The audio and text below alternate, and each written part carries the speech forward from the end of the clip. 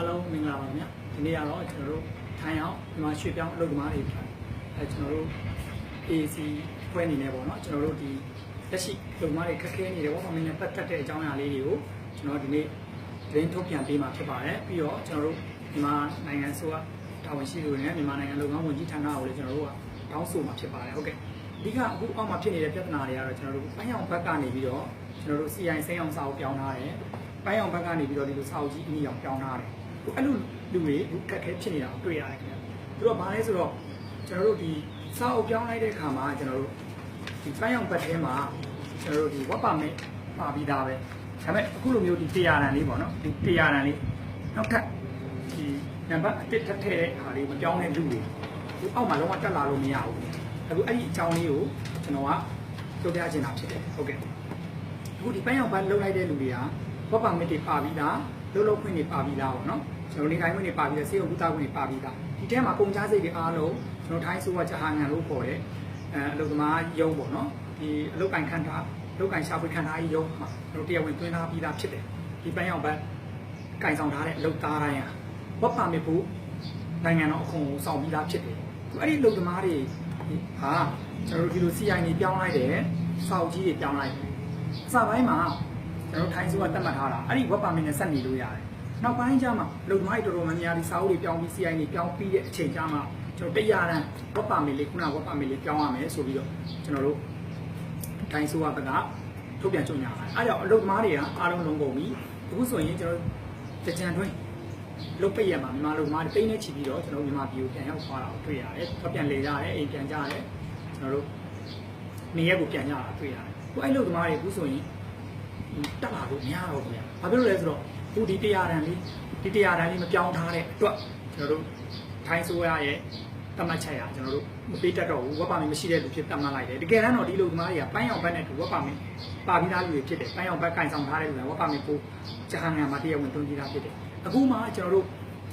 ဥပဒေတစ်ထုတ်ပြန်ပြီးတော့တက်ခွင့်မရတော့ဘူးဆိုတော့ကျွန်တော်တို့ထိုင်းအောင်မြန်မာလူသမားတွေ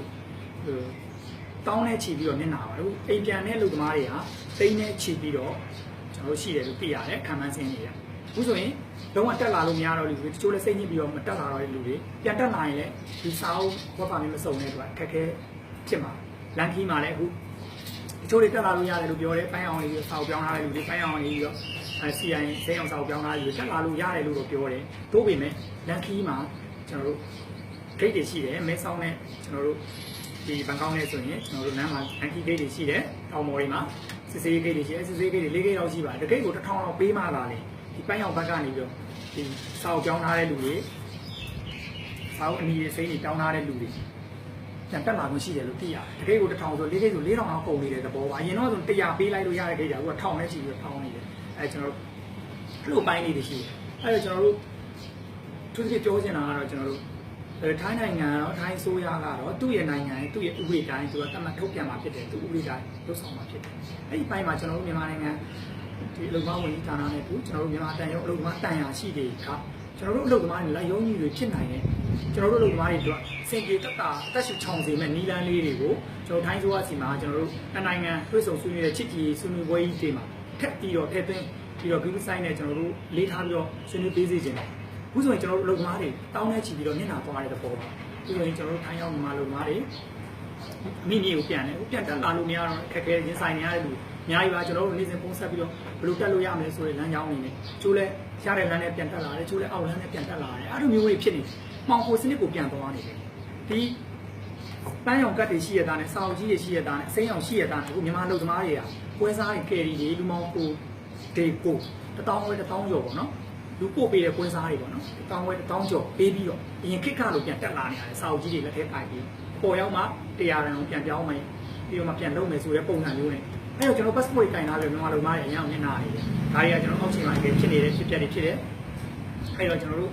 ့မြန်မာတန်ရုံလူမားတန်ရရှိအနေနဲ့ကျွန်တော်တို့ဒီကိစ္စလေးတွေကိုကျွန်တော်တို့လာမဲ့စီးပွေးတွေမှာထိုင်းမြန်မာကျွန်တော်တို့လူမားဝင်ကြီးဌာနလေးပါစီးပွေးတွေမှာတင်ပြပေးပါလို့ကျွန်တော်တို့ကနေပြီးတော့ရေးစီးပွေးကနေပြီးတော့ထိုင်းအောင်လူမားတွေကိုစားပြုပြီးတော့ကျွန်တော်တို့တောင်းဆိုခြင်းတယ်ကျွန်တော်တို့တချို့အရာတွေမှာကျွန်တော်တို့ကဥပဒေတိုင်းဆိုတာတော့ကောင်းပါတယ်ဒါပေမဲ့ကျွန်တော်တို့မြန်မာလူမားတွေကဥပဒေပေါင်းထဲမှာမရှိဘဲနဲ့တထေးလက်မဲ့မရှိဘဲနဲ့တထေးမတူဘဲနဲ့လောက်ကင်နေတဲ့လူတွေလည်းထိုင်းမှာတော်တော်များတယ်အဲ့တော့ကျွန်တော်တို့တွေကစင်ပြေမဲ့လမ်းကြောင်းလေးတွေကို ကျွန်တော်တို့ဥပဒေတိုင်းဒီကန်ဥပဒေတိုင်းပေါင်းတိုင်းဆိုတာကြီးမလုပ်ဘဲနဲ့ကျွန်တော်မြန်မာလုပ်သားတွေတက်ရှိချောင်းစီမဲ့ထွက်ပေါက်ရစီမဲ့နေကားလေးတွေကိုကျွန်တော်ဆွေးနွေးပေးပါလို့ကျွန်တော်အနေနဲ့တောင်းဆိုခြင်းနဲ့အခုဆိုလုပ်သားတွေရန်ခက်ခဲပါတယ်ကျွန်တော်တို့အခုဆိုရင်အခု100တန်းကျွန်တော်တို့ဒီငွေကြေးလက်မှတ်ထဲမှာလာကျွန်တော်တို့100ပါခုဒါလေးက100အဲကျွန်တော်တို့ဒီပန်းရောင်ကတ်ကနေပြီးတော့စာအုပ်အစိမ်းရောင်ပြောင်းတယ်ကျွန်တော်တို့အနီရောင်ပြောင်းတယ်100တန်းလို့ဒီမှာရေးထားပါတယ်ပေါင်ချာလေးဒါပေမဲ့အဲ့100တန်းကိုကျွန်တော်တို့တထေးတွေမတူတဲ့အခါနိုင်ချမ်းတွေပြောင်းကျွန်တော်တို့ကြောက်အောက်တွေလောက်စသည်ဖြင့်တထေးဝင်ထွက်တွေပြောင်းရွှေ့တာတွေလောက်တာနဲ့ဆိုဒီ100တန်းလေးက3500ပါဘန်ကောက်နဲ့အနီးတစ်ဝိုက်မှာဈေးပေါက်တယ်အမာချိုင်မှာဆိုလဲကျွန်တော်ပွဲစားဈေးကချိုးလဲ2000မှာချိုးလဲ3500အထိကိုဒီ100တန်းလေးကဈေးပေါက်တယ်အဲ့ကျကျွန်တော်တို့လုပ်သွားတွေဘယ်လောက်ထိနေတာနေလဲဆိုတာလေးကိုကျွန်တော်တို့ကပြောပြတာပါအခုဆိုရင်မြန်မာလုပ်သမားပိန်းနဲ့ချစ်ပြီးတော့ဒီ100တန်းလေးအတွက်နောက်ထပ်3000လောက်3500ထပ်ပုံနေတာဖြစ်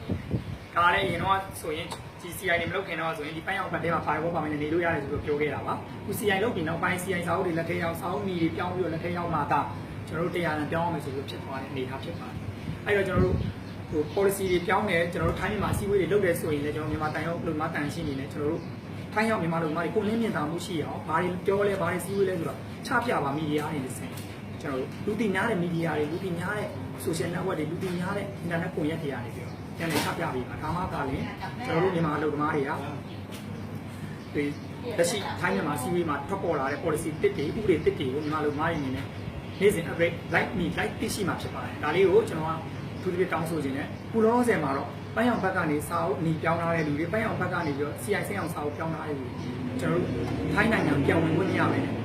နယ်စပ်တွေမှာပြည်တွင်းမှာပိတ်မိနေတာတွေထိုင်းအောင်ပြန်လုပ်ချင်နေပြန်မလာနိုင်တော့တဲ့လုပ်ငန်းတွေတော်တော်များနေပါတယ်ကျွန်တော်မြန်မာနိုင်ငံမှာလည်းအလုပ်ပိုင်းခွင့်လန်းနေနေပါနေသေးတဲ့အတွက်ကျွန်တော်တို့မြန်မာလူမားတွေထိုင်းအောင်မဖြစ်မနေပဲပြန်လဲထွက်ခွာလာတဲ့အနေအထားလေးတွေလည်းကျွန်တော်တို့တွေ့နေရတယ်အဲ့တော့သူတို့တွေအဖြစ်တဲ့နည်းနဲ့စာအုပ်တွေရှိပါရက်နဲ့ပေါက်လန်းနေပြီးတော့ပတ်စံတောင်းဝယ်ပေးပြီးတော့ကယ်ရီ